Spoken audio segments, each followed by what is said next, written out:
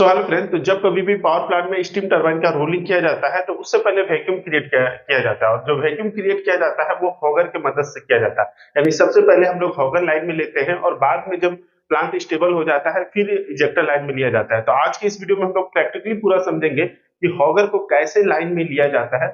पूरा ये जो पीछे में आपको वीडियो दिख रहा है, ठीक है, इसी की मदद से हम लोग पूरा प्रैक्टिकली यहाँ समझेंगे कि हॉगर में कौन सा भाग पहले खोला जाता है, कैसे वैक्यूम क्रिएट होता है, हर एक चीज को पूरा डिटेल में समझिए। ओके, तो चलिए वीडियो करते हैं स्टार्ट। तो मैं एक एक चीजों को एरो से मार्क करके दिखाऊंगा ताकि आपका जो है आसानी से ये क्लियर हो जाए। ओके, तो देखिए पिछले वीडियो में हम लोग ने इजेक्टर से रिलेटेड जितने सारे भी पार्ट्स है उसको समझ लिए हैं, तो उसको आप एक बार देख लीजिएगा ताकि जब हम लोग इजेक्टर और होगर को लाइन में लेंगे तो आपको ये पता हो जाए कि ये जो चीजें है वो क्या क्या है, ठीक है, क्या क्या पार्ट्स है। तो चलिए यहाँ पर देखिए, जैसे कि हम लोग होगर लाइन में लेंगे तो मान लीजिए इनिशियल स्टेज में आपका जो वैक्यूम जो है आपको क्रिएट करना है। तो जब कभी भी प्लांट स्टार्ट किया जाता है या जब कभी भी वैक्यूम की इमरजेंसी हो जाती है या वैक्यूम अनस्टेबल हो जाता है तो हॉगर को लाइन में लिया जाता है। ओके, तो हॉगर का काम ये होता है कि हॉगिंग आउट करना, यानी कि ह्यूज अमाउंट में जो हमारे पाइपलाइन में या एसएससी में या कंडेंसर में जो एयर मौजूद रहते हैं उसको ह्यूज अमाउंट में निकालता है, हॉगिंग आउट करता है। इसीलिए इसको हम लोग हॉगर कहते हैं। ओके, तो देखिए हॉगर जो ये पहला वाला जो लाइन आपको दिख रहा है ये वाला, ओके, इसको ये हॉगर का लाइन हो गया, ठीक है। अब यहाँ पर जो ये लाइन आपको दिख रहा है इसी में आपका पीआरडीएस का जो स्टीम जो है वो डिजायर्ड टेम्परेचर और प्रेशर पे आता है, जिसको आप इस प्रेशर गेज में जो है वो देख सकते हैं। ओके, अब देखिए मान लीजिए कि हमको हॉगर जो है वो लाइन में लेना है, तो सबसे पहले चीज की बॉयलर जो है वो लाइट अप हो चुका है, ठीक है। आपका एक डिजायर्ड प्रेशर और टेम्परेचर जो है पीआरडीएस में मिल चुका है, ठीक है। वहां पे सारा चीज जो है वो लाइन अप है। तो पीआरडीएस से स्टीम जो है अब हम लोग यहाँ पर धीरे धीरे जो है वो यहाँ पर भेजेंगे। उससे पहले आपका इजेक्टर का जो ड्रेन है वो खुला रहना चाहिए ताकि हैमरिंग ना हो। अब यहाँ पर जब भी हम स्टीम लेंगे तो सबसे पहले जो काम करेंगे वो ये वाला जो आपको वाल्व दिख रहा है वो स्टीम का वाल्व है, तो इसको हम लोग ओपन करके रखेंगे, ठीक है। इसको ओपन करके रखेंगे और एयर वाला वाल्व जो है वो क्लोज कंडीशन में रहेगा। तो धीरे धीरे जो है इसको पहले चार्ज कर लेंगे, ठीक है। और कुछ देर बाद जैसे 5 मिनट 10 मिनट बाद इसको हम लोग फुल जो जितना डिजायर इसको प्रेशर चाहिए और टेम्परेचर चाहिए वो देंगे, ठीक है।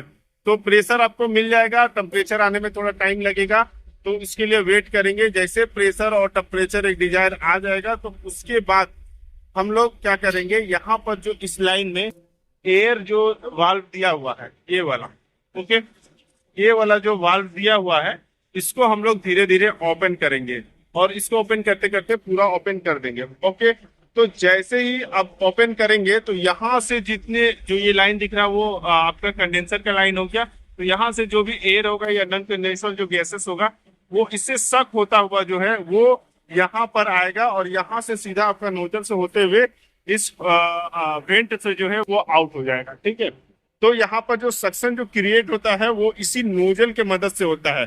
जब हाई टेम्परेचर और हाई प्रेशर का स्टीम यहाँ से गुजरता है, ठीक है, तो जो प्रेशर एनर्जी जो है वो काइनेटिक एनर्जी में कन्वर्ट होती है, जिससे यहाँ पर सक्शन जो है वो क्रिएट करता है। जैसे फॉर एग्जांपल अगर बात करें कि अगर आप रेलवे स्टेशन में कभी खड़े रहे होंगे और पास से अगर हाई स्पीड में ट्रेन अगर गुजरती है तो वो आपको अपनी ओर जो है वो खींच लेती है, ठीक है।